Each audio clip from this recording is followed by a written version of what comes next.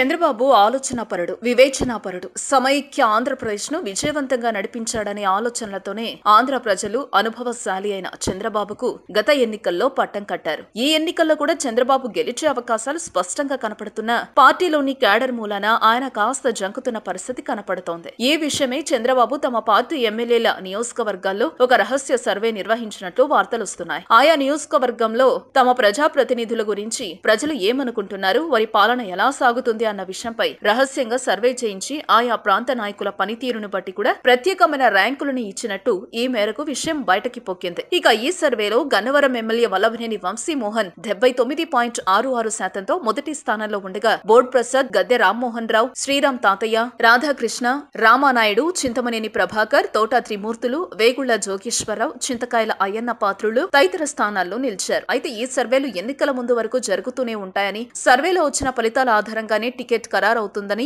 ఈ మేరకు సీఎం చంద్రబాబు తమ పార్టీ నేతలకు హెచ్చరించినట్లు తెలుస్తోంది.